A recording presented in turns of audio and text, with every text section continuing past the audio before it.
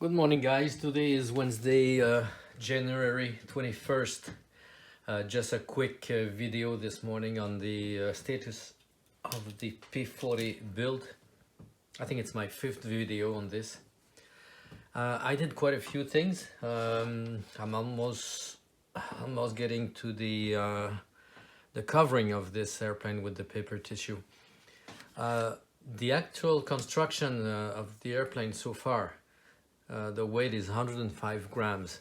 So my targeting weight of 150 grams will be quite tough to achieve.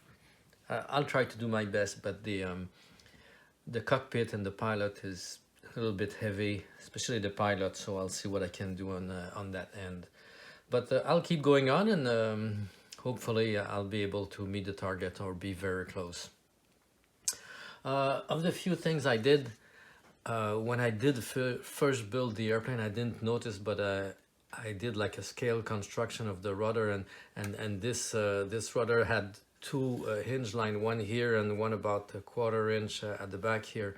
So there is a place on the plan where it says for RC conversion to have a straight hinge line, so you can hinge at the bottom and at the top, which is a much stronger assembly. And this is what I did now. I added a piece of balsa here, and I moved the fin about a quarter inch back so I can have a straight hinge line with the back of the fuselage. So that's just something to be aware of.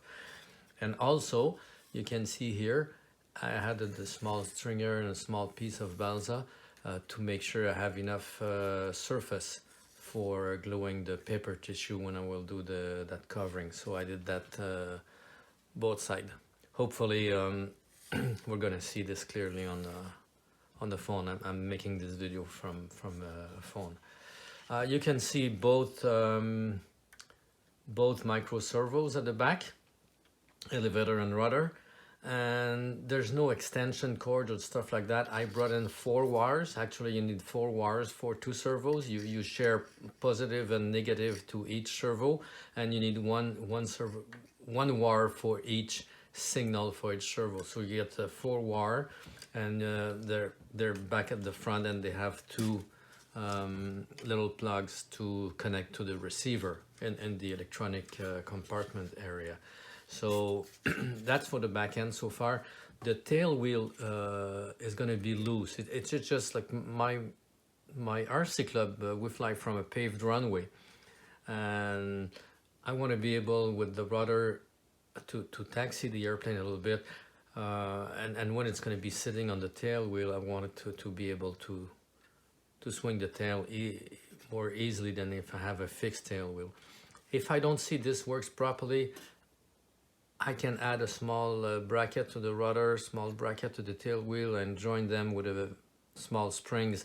So when I move, let's say to the right with the rudder, it's gonna pull.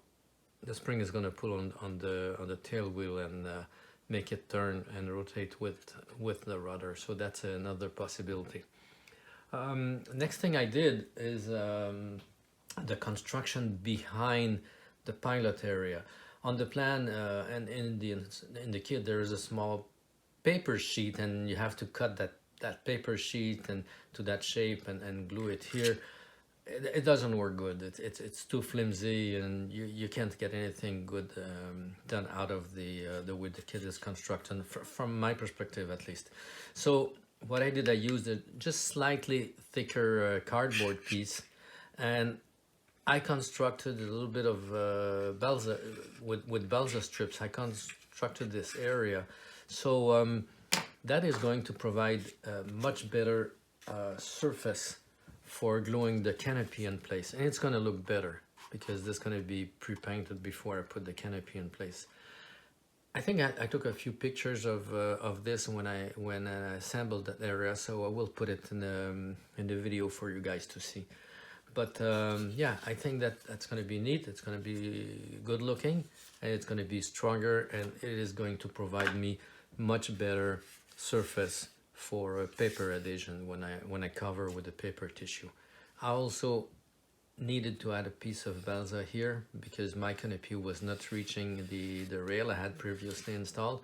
So this is going to be all painted with the same green color as I have for the canopy, for the cockpit area. Next thing, I did fit all the plastic parts, exhaust stack, and this little scoop on top of the fuselage. My engine cover, well, not engine cover, but cowling, is held in place by 2 screws, 2 hardwood pieces inside, and I will have to cut the engine stack here and the scoop right here. And I think what I'm going to do from this scoop, once this is glued over the paper tissue, same thing for the exhaust stack, I'm going to need to cover the hatch with the paper tissue before I glue them in place and then I cut them. I think once this is done, I will create a small lip underneath this part here that will slide underneath this one, so it will prevent the hatch from flying off from the front. And I will use a small magnet or a couple of small magnets at the back to hold the back in place, and that should be okay. That should hold this hatch in place and get proper alignment with the plastic parts. Now, the bottom of the fuselage, I did build the belly area of the fuselage underneath the wing. Again, I needed to add some balsa piece here to provide support for the tissue. This is gonna be covered with several paper pieces because it's complex area. I also prepared the plastic pieces supplied in the kit to cover this area and this area at the back, like so. So that's pretty well done. Yeah, I think as far as special things on the airplane, that's about it. Everything else is pretty conventional. Yeah, it's 105 grams right now. So what I will show you next in this video is that some people, like someone asked me about the motor. So what I will do, I will take the aluminum engine mount of the airplane, and I will install it on a kind of small dolly I have for testing air motor and thrust. But I doubt I'll be able to get the thrust out of this motor because it's something else to test with a scale for pounds of thrust, but it's much more difficult to test for grams of thrust, and I don't think I'll be able to do it. But at least I want to test the motor with the 2S configuration and 3S configuration with my 3-blade prop. I think the 3S is going to be too much, but I just want to check for between the 2S and 3S, and I will also give you the details on where I purchased that motor and the speed control. So that's my next project this morning, testing on the motor and showing you some details about this.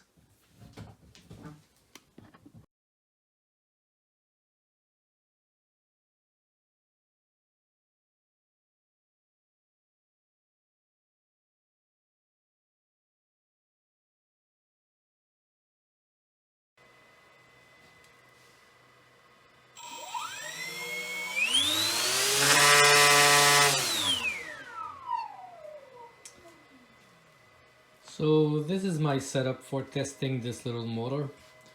This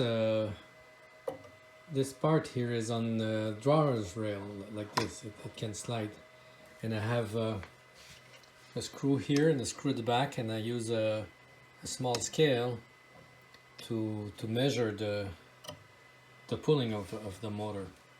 So I've got my amp meter here. This is a small 2S battery. I've made some tests with a bigger battery. This is only 180 milliamps, but I have a 1M battery that I use to make my test. Got the receiver, and I welded the battery wires to the motor wires to the speed control for the test. Definitely in the airplane I will have something different. I want to have a plug, so if I need to remove the motor, I don't have to remove everything and so on. So we'll unplug the battery.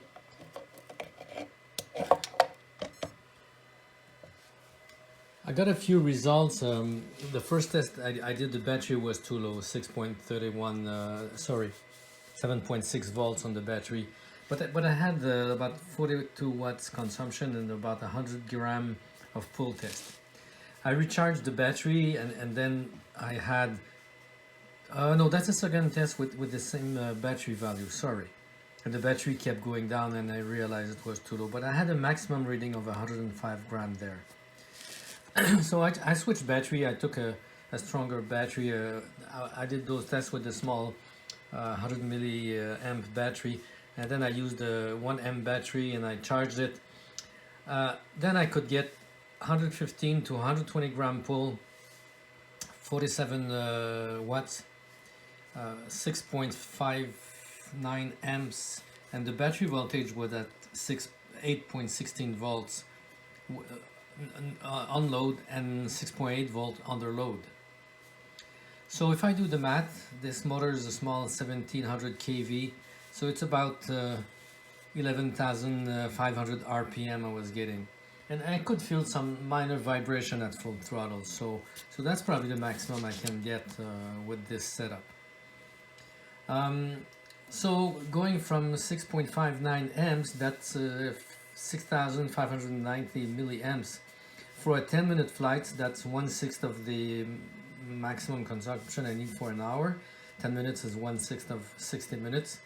So we're looking about 1100 milliamps that I need. But that's full throttle. So I'm expecting like 70% throttle, 60% throttle during a whole flight. That would be around 700 milliamp for 10 minutes, but I'm not looking for 10 minutes. So the first battery I will be looking for will be a 2S 500 milliamps. And if the plane balance properly with this is what I will stick with for the first flight. But if I need to have some dead weight, if I'm too much tail heavy and I need to add weight, then I might increase the size of the battery just to add more weight instead of adding lead or any dead weight into the system.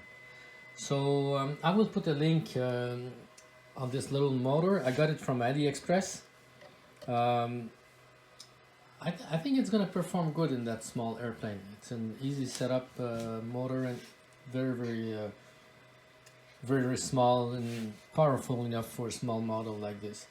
By the way, from my experience, 120 grams out of a 150 to 160 gram airplane is sufficient for good flying. It's not going to be like 3D aerobatic or something like that, but it's definitely sufficient for good sport, slope, park flower or something like that. And this is what I want to achieve with my smaller models. If I really want to beef it up to the, like, let's say 1:1 ratio, around 160 gram thrust, I will need to either upgrade this motor or maybe try it with 2S. I saw in the spec it was a 2S motor, but when you read another place in the specification, it calls for minimum voltage of 6.5 volt and maximum voltage of 14 volts. So that should work with 3S. Again, this is the setup I use. It is very convenient for small ducted fans, or I have some other pieces of wood I can put up front here for stronger motors, bigger motors. But I've tested all my electric setup. That's what I use for testing them, and it works pretty good. So it's easy to construct. You make a small box and have these drawer slides, and get one on each side and make this drawer to move like this, and attach a small scale to get your thrust. I might have more than 120 gram of thrust because this setup definitely induced some loss. It's not perfect. When you're testing electric motors and that delivers a few pounds of thrust, that's much more accurate than you try to read the thrust of a small motor like this. So maybe I get 140 gram of thrust. I don't know. There's definitely a loss in that system being made for bigger motors. So thanks for watching, and I'll keep on building the P40.